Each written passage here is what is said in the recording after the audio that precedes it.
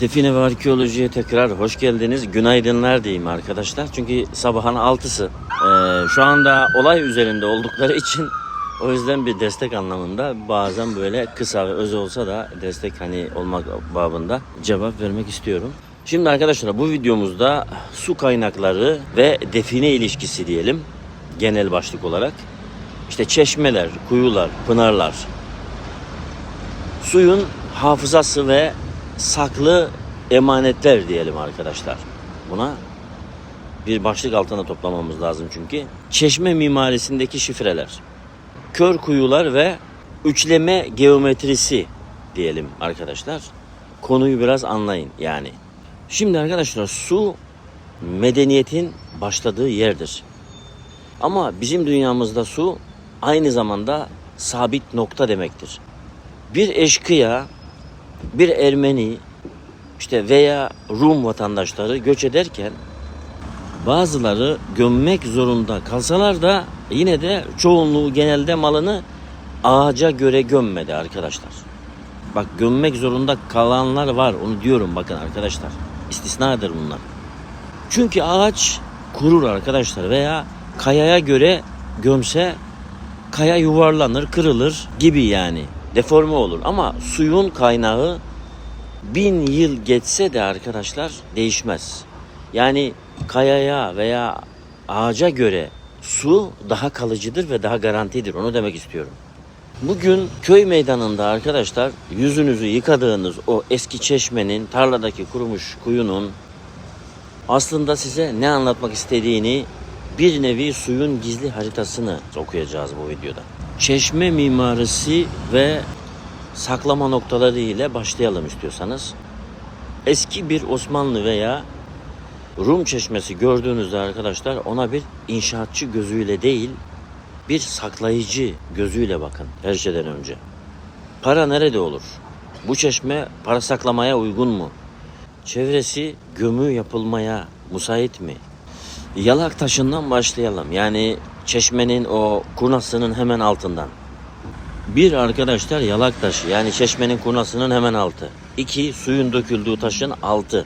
Klasiktir ama çoğu zaman boştur. Çünkü ilk bakılan yerdir. Onu herkes bilir.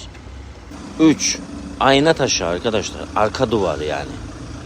4 çeşmenin sırtını dayadığı duvarda bazen böyle farklı renkte veya üzerinde küçük bir mur çizi olan taş vardır. Bu taş çekmece gibidir. Arkasında küçük bir kese boşluğu veya küçük böyle bir saklama boşluğu olabilir. 5 binek taşı ve sabunluk.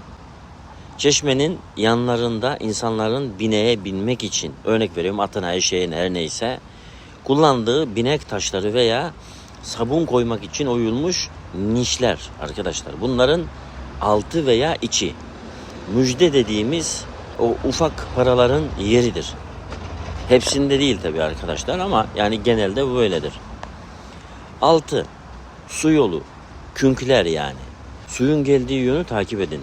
Bazen suyun kaynağına yani depoya giden pişmiş toprak boruların, yani künklerin diyelim, altına belirli aralıklarla, örneğin 7. borunun altına gibi yani saklama yapılmıştır. Kör kuyular ve havalandırma bacaları. Burası arkadaşlar çok karıştırılan bir konu aslında.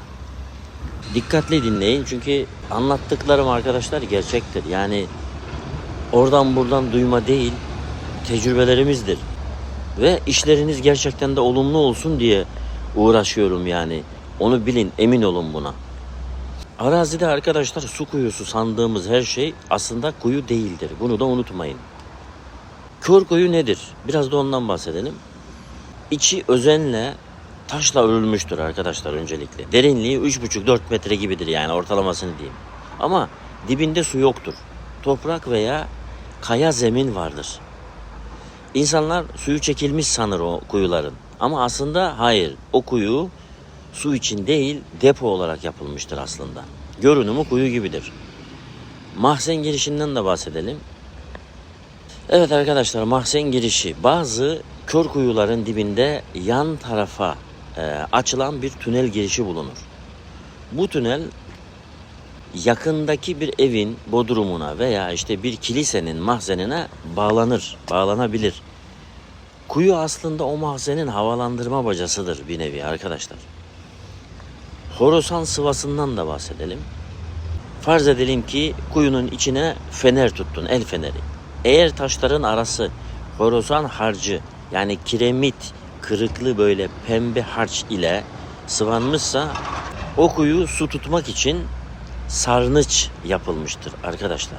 Ama taşlar kuru örülmüşse yani harçsız olarak yapılmışsa orası gizli geçit veya saklama alanıdır. Bunu unutmayın. Üçleme kuralı ve geometri. Biraz da ondan bahsedelim. Arkadaşlar definecilikte tek olan şey neyse hep şüphelidir. Tesadüftür deriz, doğaldır deriz veya yapılan emek azdır deriz yani. Ve o yüzden fazla dikkat etmeyiz. Çünkü gerçekten de öyledir. Ama 3 olan yani birden fazla olan şey yani çok olan ve özellikle yapılmış fazla emek verilmiş her neyse kesindir. Öyle bakarız, öyle deriz, öyle inanırız. Eğer bir bölgede birbirine yakın örnek veriyorum işte 100 metre mesafede 3 adet kuyu, 3 adet pınar veya 3 adet çeşme varsa arkadaşlar burada geometri konuşur aslında o zaman arkadaşlar. Bu 3 noktayı kağıt üzerinde birleştirin. Ortaya bir üçgen çıkacaktır. İkizkenar üçgen. Ondan da bahsedelim. Eğer iki kenar eşitse hedef genellikle farklı olan kenarın ortasından bakıldığında görülen farklı nesnedir aslında arkadaşlar.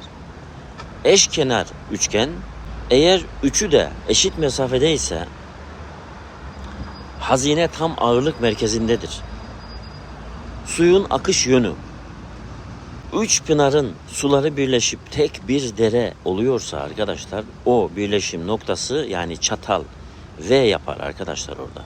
V'nin içi en değerli noktadır o zaman.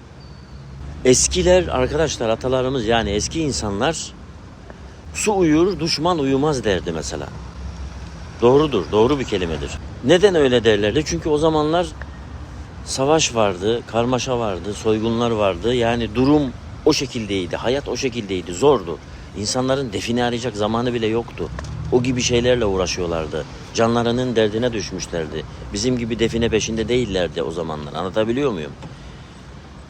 Şimdi mesela o kelimeyi definecilikte veya defineciliğe uyarlarsak su uyur ama toprak sırrını hep uyanık tutar dememiz lazım. Su kaynakları arazinin tapusudur arkadaşlar. Bunu unutmayın. Onları kırmadan, dökmeden sadece mantığını çözerek inceleyin. Suyun akışına değil, suyun size anlattığı hikayeye odaklanın. Anlatabiliyor muyum arkadaşlar? Ve son olarak belirteyim tekrar. Dışarıdayım arkadaşlar. Şu anda işe gidiyoruz, çalışmalara gidiyoruz. Tekrar ediyorum bunları. Ve dışarıda olduğumdan dolayı arka planda araç sesleri, insan sesleri vesaire gelebilir. Doğal bir videodur. Yani sizlerin içinden olan biri olarak doğal bir video yapıyorum. Yani bazen tabii ki evde olduğumuz veya işte ofiste olduğumuz zamanlar böyle masa başında oturarak yaptığımız videolarımız var. O biraz daha rahat çünkü soğuk değil. Şu anda soğuk, hava çok soğuk. Şu anda mecburum çünkü bazı arkadaşlarımızın acil işleri olduğundan dolayı bunları yetiştirmem gerekiyor onlara. İnşallah da olumlu sonuçlar olur yani. Ondan dolayı hepimiz insanız sonuçta arkadaşlar. Birbirimize yapabildiğimiz kadar desteği nasıl yapabiliyorsak yapmamız gerekiyor. Yani hakkınız bende kalmasın çünkü YouTube'dan olsun, TikTok'tan olsun, Facebook'tan olsun, Instagram'dan olsun vesaire vesaire devamlı yanımızda olan, destek olan, abonelik satın alan, katıl butonundan katılan, devamlı bizimle olduğunu belirten her şekilde belli eden kişilerin özellikle bana olan güvenlerini boş çıkartmak istemiyorum arkadaşlar. Bazı insanlar vardır tesadüfi bize bulurlar, gelirler, bakarlar, izlerler. Arada sırada gelirler veya gelmezler. O gibi insanlar tabii ki inşallah aramıza devamlı katılırlar ama hani özellikle devamlı bizimle beraber aramızda olan, bizimle beraber olmak isteyen arkadaşlarımız için de elimden gelen çabaya göstermeye çalışıyorum. Mesela zamanımız yok arkadaşlar, görüyorsunuz ayaktayız. Hani yoldayız yani. Yine de bir cevap vermek için böyle videolar yapmaya çalışıyorum yani.